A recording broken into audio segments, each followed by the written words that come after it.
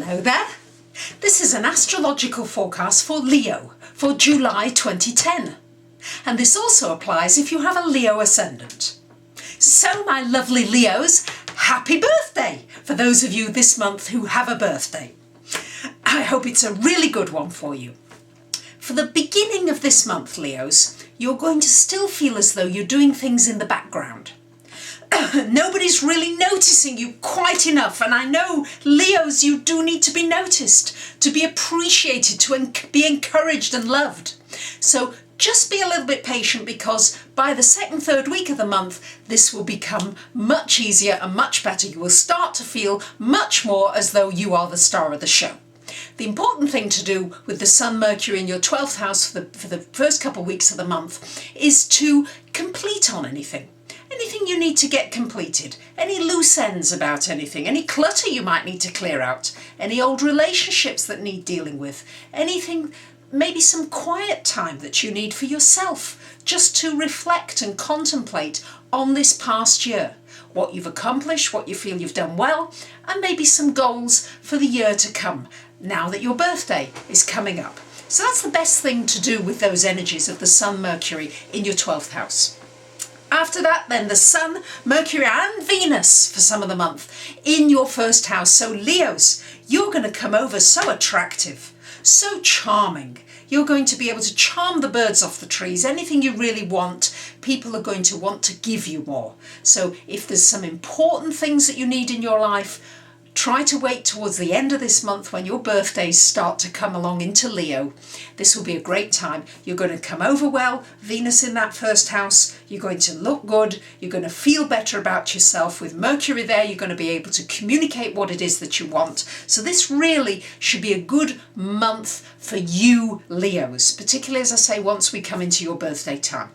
I have to warn you that we've got Neptune in the 7th house of relationship.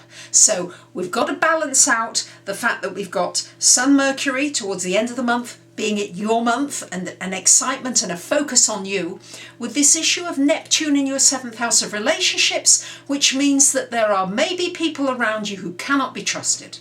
People who you really need to watch. They're not who they may seem to be. They're not really telling you all the truth. They may be dishonourable.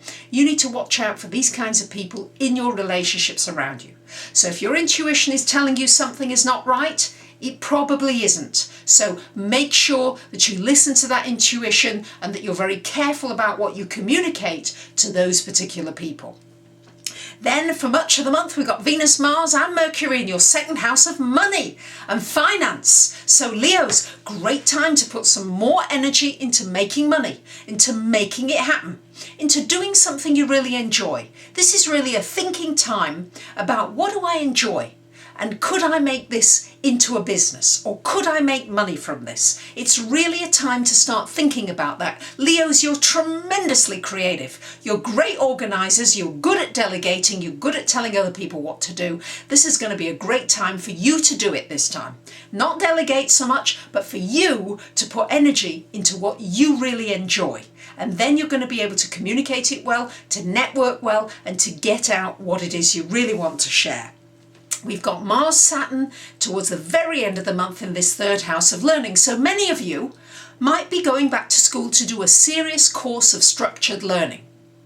Or you're going to do a quick course. It's Mars in the 3rd house. It's also a good time for short trips, for making journeys, visiting people. Could be for work, could be for fun. It could be quite a social time, but also a time of maybe just selecting carefully who you're with. Saturn doesn't do things in a big way. It makes you do things in a focused way, in a structured way, but it would be a very good time for planning a marketing campaign, for planning something that you really want to establish. Also a good time for establishing yourself in a community. If you've moved to a new area, if you want to make your mark in that area, this is also a good time for doing it, particularly with Mars in that 3rd house helping you and giving you some energy to do it. Pluto's still in that 6th house of work, so many of you are undergoing huge transformational change in the work area. You need to take care of your health. Pluto in that house does mean that you have to take care of your health, take responsibility for your physical body. What are you feeling? Notice what your body's trying to tell you. Don't try and stuff it down and pretend that you can just continue without listening. No, Pluto in that house means you've got to really think deeply and really consider what you're being told, what the messages are that you're being told about your body, and listen to them. Take action, don't ignore them. That's very important. So we've got Jupiter-Uranus in your 9th house, transiting that 9th house. So for many of you, there could be some travel. There could be an interesting trip coming up. Could be for work, could be for fun. It could also bring a new, very special person into your life, somebody who's very spiritual. It could also bring even a guru type of person, a person whose books you might read, whose videos you might see, who make you totally inspired to do something really different and new with your life. It could also make you published. If you want to be a published author, great time to get published while Jupiter is in this 9th house, ruling publications and books and getting yourself known in that way. So there you have it, Leo, an interesting month of your birthday month, of a focus on yourself. Watch out for those relationships that are not nourishing you and look at making more money through the things that you enjoy. I've had an overwhelming response to my one question and receive an answer for $25 in an email of up to 150 words. It was a special offer, but because so many people seem to want it, I'm going to offer it anyway as just something that I'll remind you about each month. So for those of you that would like a full reading or just a question answered, a financial reading, relationship, whatever it is, please take a look at my website. I'd be delighted to hear from you, and I wish you a really happy birthday and a great month. Thanks for listening, and bye for now.